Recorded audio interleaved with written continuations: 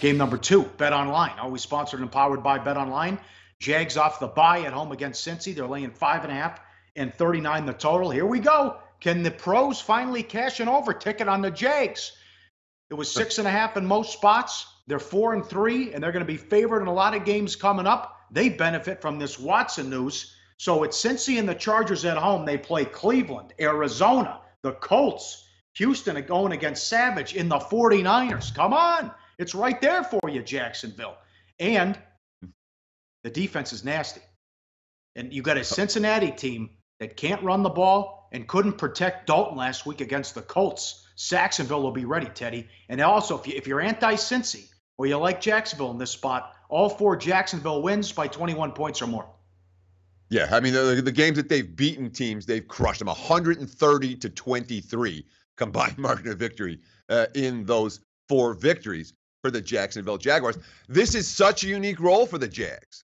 I mean, are they mentally prepared to be the favorites in the division? That's what they have to be right now. They're 4-3. They're going to be chalk each of the next 5 games. Jacksonville, they're never chalk. Now they're chalk every week. Of course, the issues have not gone away for Blake Bortles.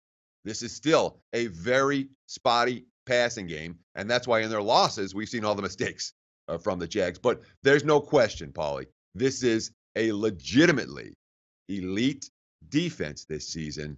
As you call them, Saxonville. That's what they're calling themselves.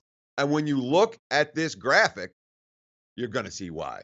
Look, the number 1 in the NFL in sack percentage at 12.3% of opposing dropbacks. And look at that in comparison to recent seasons. No one's been above 10 in the last 5 years. Only one team's been above 9. So this is a historic type of pass rush. Calais Campbell. You know, Arizona let him go. I bet they wish they could have him back right now. Jags signed him as a free agent. In his 10th season, he's got 10 sacks already, the best season of his career, and he's a major force in the locker room, a really respected veteran leader. And, of course, even with Bortles, still have Leonard Fournette. You know, he's going to get back in the lineup after missing a game and getting a bye week. So they'll have Fournette, but it's not a situation where Fournette's their only option at running back. At least he's not getting worn down. They're deep at the RB position with Chris Ivory, TJ Yeldon, and Corey Grant. All right, back to the Bengals now. And the offensive line issues continue, haven't gone away, even though Laser became the new OC when they got rid of Zampese. Andy Dalton, sack percentage in his career, 5.8. Last year, 6.8. This year, 9.2, which is 30th in the NFL. I'll repeat this, cause for concern. They 2.8 yards per carry against god-awful Indy. And Dalton got sacked 3 times. A.J. Green, quote, "We can't have Andy hit like that." That's tough because you're not going to win without that guy. We have to take some more pride in not letting everyone get some shots on him like that because he took big shots today. And Dalton has to be more politically correct about the guys blocking for him. Quote, "I think everyone understands we expect more of what we've done, especially on the offense. I don't think anybody here is taking it as getting called out, but that everyone just needs to play better." That's what it comes down to when you got a guy like AJ who's done so much for the team and been a part of so many great things. It's good to hear him say things like that. And, definitely a disconnect between management, ownership, and the coaches.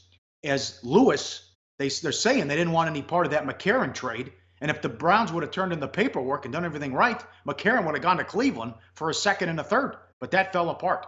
So that's something to watch for maybe, too, down the road. That was a weird story, Teddy, when that trade was done, but the Browns botched that. I don't know that either team wanted to make the trade. It was a bizarre story, although if I'm Cincy, I can get a 2nd and 3rd rounder for McCarron. I'll flip it in an instant.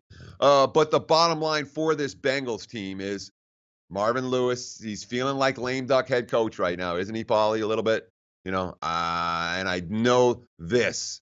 I don't want to bet money on losing teams with lame duck head coaches on the highway going against elite defenses. Not in November, not in December. My opinion is Jags or nothing for me in this one, even though Jacksonville, you've been laying points with Blake Bortles in his career. Your bankroll likely to be limited, given the struggles that Bortles and the Jaguars have had in this particular role. Hey, guys, for the full video, go to sbrpicks.com.